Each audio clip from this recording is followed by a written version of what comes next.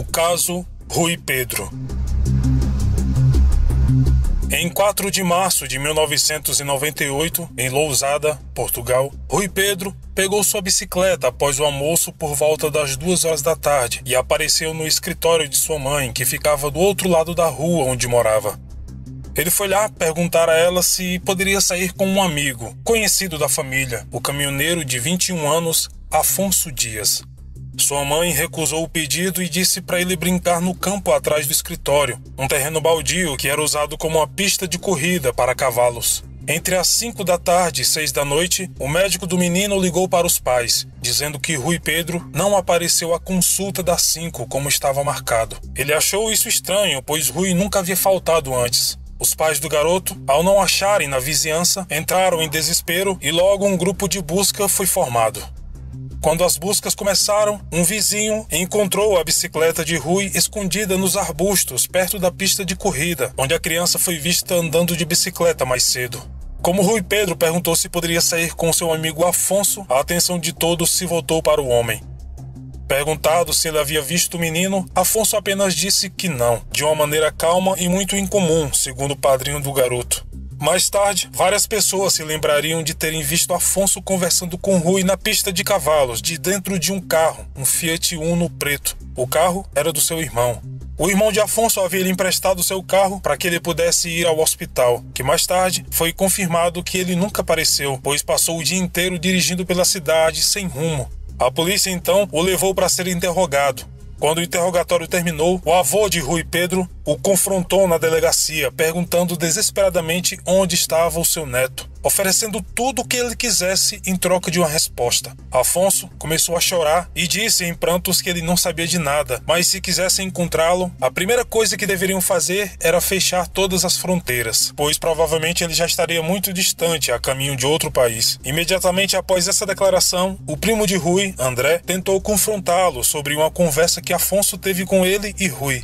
Afonso disse para ele calar a boca e começou a ameaçá-lo, mas André continuou dizendo que Afonso havia convidado os dois garotos para se encontrarem com umas prostitutas, em um local chamado Quinta da Costilha. Mas André não foi naquele dia porque sua mãe não deixou sair de casa.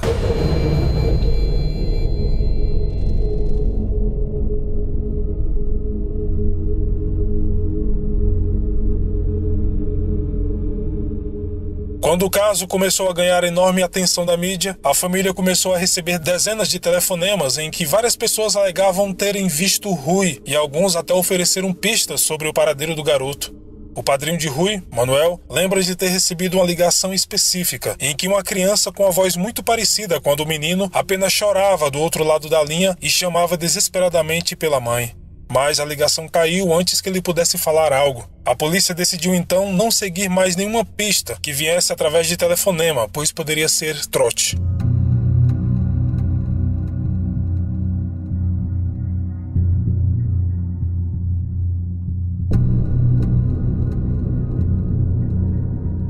Um mês depois, o jornalista Nuno Rogério viajou com sua família para a Disneylândia, em Paris, a fim de realizar uma reportagem especial para a revista Caras. Quando a revista saiu nas bancas, entre todas as fotos que ele tirou, destaca-se uma foto em particular. Esta. Sentado atrás de sua família dentro do túnel do Pinóquio, pode-se ver um menino ao lado de um homem vestido de vermelho. Este menino mostra uma forte semelhança com Rui Pedro. Sua mãe acreditava que realmente era ele. As fotos que Nuno tirou foram levadas pela polícia para uma análise mais minuciosa, mas a investigação não deu em nada. Até hoje, apenas a suspeita permanece. Como podemos ver, nesta foto, Rui estaria usando uma capa preta. Ao seu lado, um homem com cerca de 40 anos. Agora vamos comparar com a foto de Rui. Você acha que realmente existe alguma semelhança entre os dois? Apenas a título de curiosidade, uma das meninas nesta foto, filha de Nuno, quando cresceu, se tornou advogada dos pais de Rui Pedro no julgamento contra Afonso Dias em 2011.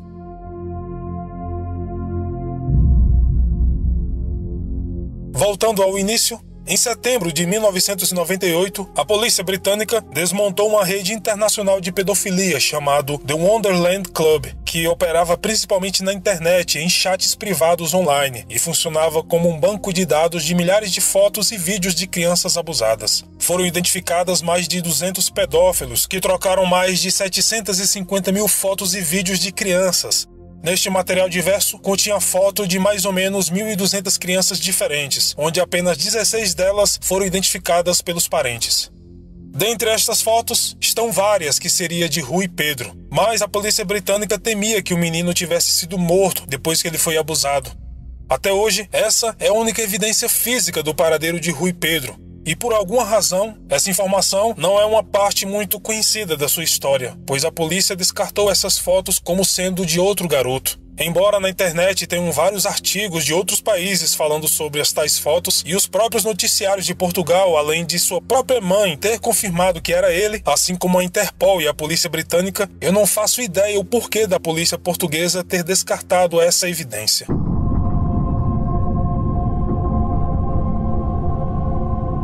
Em 2006, uma nova equipe de investigação foi formada e todas essas pistas foram novamente analisadas. Eles concluíram que essa pista em particular não levava a nada relevante e, portanto, eles focaram a sua atenção em Afonso Dias, que teria sido a última pessoa a ter visto Rui com vida e que provavelmente ele seria o responsável pelo desaparecimento do garoto. Mesmo assim, isso é realmente muito estranho para mim. A própria Interpol possui especialistas altamente gabaritados para esse tipo de caso e eles fizeram uma identificação positiva como sendo Rui Pedro. Inclusive, as outras 16 crianças foram identificadas positivamente com base nessas fotos. Então, por que esta foto não seria de Rui Pedro? Devo acrescentar que em 2002 estourou um grande caso em Portugal, onde uma instituição governamental que deveria ajudar crianças, várias pessoas do governo e algumas celebridades estavam envolvidas em uma rede de pedofilia por alguns anos naquela época. Houve também uma confirmação de que pelo menos um pedófilo do Wonderland Club, chamado Irish Dave, estava morando em Algarve, Portugal, naquela época. Eu não sei porquê, mas essa investigação parece muito estranha para mim. É como se a polícia tivesse de propósito fazendo conexões onde não deveriam. Bem, nos anos seguintes, a polícia instaurou um processo contra Afonso Dias, que sempre alegou ser inocente. O processo tinha base importante em diversas testemunhas da época. O julgamento de Afonso Dias começou em 2011. Dá cá a tua carteira. Não, é a família. Chegarmos a um ponto em que, para querermos que ainda existe um bocadinho de justiça, não é? Sinceramente, é acreditar no milagre. Ali dentro da sala, eu acho que qualquer pessoa conseguiria chegar a um entendimento simples, dizendo que o indivíduo é o culpado, não é? Que o levou. Vais pagá-las! És um ladrão! Algum comentário?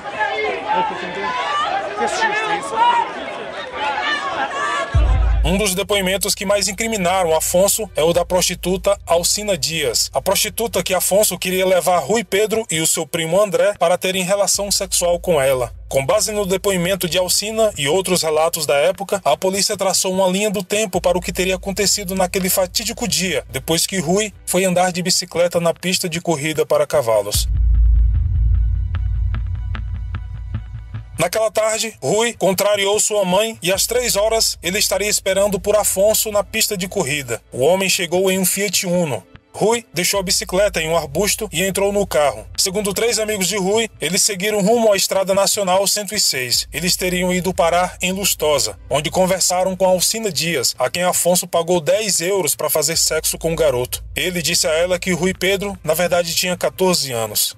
A criança saiu do carro e foi até ela, mas começou a chorar. Ela o levou para trás de sua casa, colocou as mãos em seus ombros e perguntou por que ele estava chorando. Rui Pedro disse a ela que Afonso o forçou a ir até lá, mas ele não queria ir e sua mãe não sabia que ele estava lá. O garoto também disse a ela que Afonso era seu tio. Como o garoto estava hesitante e nervoso, eles esperaram 15 minutos. Não tendo acontecido o contato sexual, o menino entrou no carro e Alcina acredita que eles partiram para um bordel a 500 metros de lá. Mas às 6h45 da noite, Afonso chega à casa de sua namorada em Friamunde sozinho. Em seu testemunho, Alcina disse que deu seu depoimento à polícia na época, mas eles não acreditaram nela, pois ela simplesmente não conseguia identificar Afonso pelo nome, mas que agora tinha certeza que o garoto que apareceu em sua casa naquele dia era sim Rui Pedro.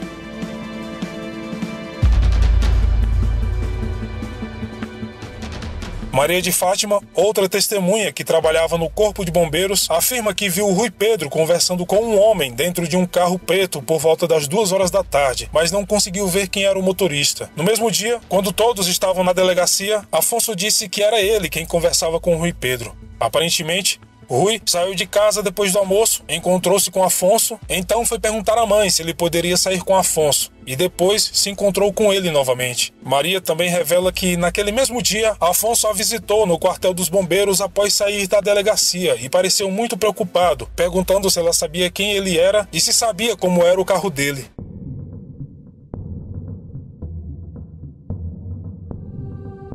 Vários amigos de Rui Pedro também relataram que Afonso estava visivelmente obcecado em sair com o garoto nas 2 semanas antes do desaparecimento dele. Ele sabia tudo sobre a vida do menino, onde estava, com quem estava e o que faria no dia seguinte. As crianças conversaram com a polícia no dia do desaparecimento de Rui, mas elas foram omitidas do primeiro relatório. Eles lembram que a polícia agiu como se eles estivessem mentindo. Somente em 2011 eles foram tidos como testemunhas confiáveis. O mesmo aconteceu com Alcina Dias.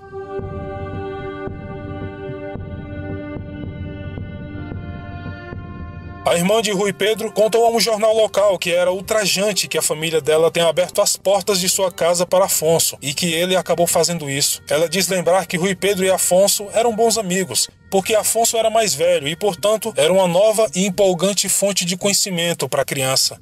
Afonso se dava bem com ele e com todos da família, mesmo aparentando ser muito infantil. Essa declaração de que o homem era infantil é algo bastante relatado em vários depoimentos que colhi na internet. Ela também se lembra de uma situação que achou incrivelmente estranha, que aconteceu 1 ano antes do desaparecimento de seu irmão, quando Afonso simplesmente decidiu tirar várias fotos dela e de seu irmão Rui. Ele nunca tinha feito isso antes e ela achou muito estranho.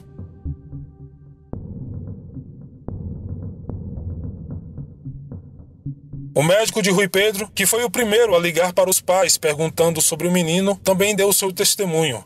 E então veio à luz que a criança sofria de epilepsia e que no dia que ela foi sequestrada teria uma consulta marcada exatamente para tratar disso. Dado que ele não tomava medicação, ele poderia sofrer sucessivos ataques epiléticos, o que provavelmente causaria danos cerebrais graves ou algo pior.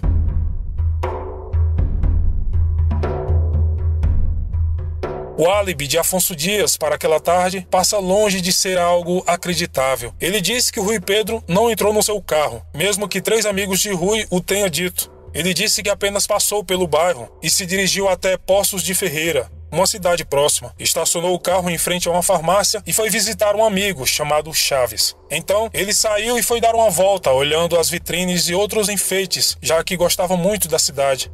Depois disso, ele teria dirigido até a casa de sua namorada. Óbvio, o álibi não foi aceito e, por fim, Afonso Dias foi condenado. Mas, infelizmente, a apenas 3 inacreditáveis anos de prisão, dos quais ele cumpriu somente 2/3 e foi solto por bom comportamento. Ele foi preso em 18 de março de 2015 e liberado em 29 de março de 2017. Afonso Dias, agora, está fora da cadeia. Túnel, não é? Mas que já dá uma réstia de esperança. Eu acho que é o início da justiça que nós esperamos que seja feita. Sempre afirmei desde o primeiro momento que era ele que era o culpado. Espero que ele agora, sendo preso, que tenha uma nova consciência e que a fale.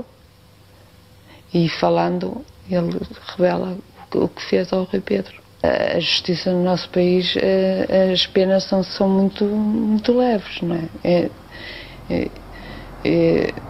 Mas já é um princípio, há uma condenação. Esse caso tinha pistas óbvias, numerosas testemunhas que a polícia optou por ignorar e ninguém consegue explicar o porquê.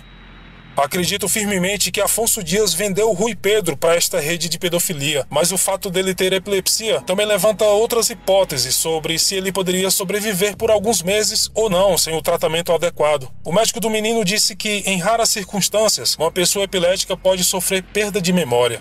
Então, existe uma chance de Rui Pedro estar lá fora e simplesmente ter esquecido do seu passado devido a uma convulsão. Embora seja algo raro, isso também pode fazer algum sentido. No entanto, provavelmente, nunca teremos certeza de nada.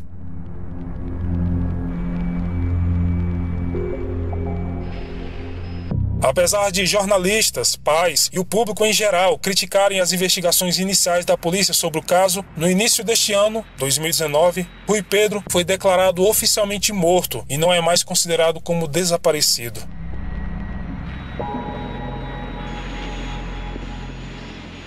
O desaparecimento de Rui Pedro é mencionado em um documentário da Netflix sobre Madeleine McCann, como uma maneira de explicar por que os portugueses estavam se sentindo inquietos com a atenção que o caso de Madeleine recebeu em 2007.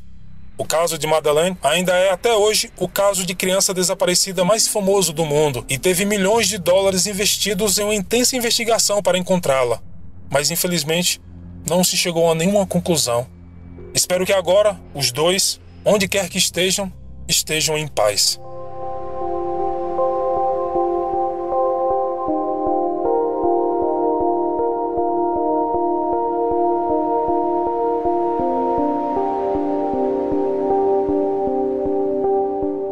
Este foi o vídeo de hoje. Espero imensamente que tenham gostado. Muito obrigado pelo carinho e atenção. E como sempre, nos vemos nos comentários. Até mais.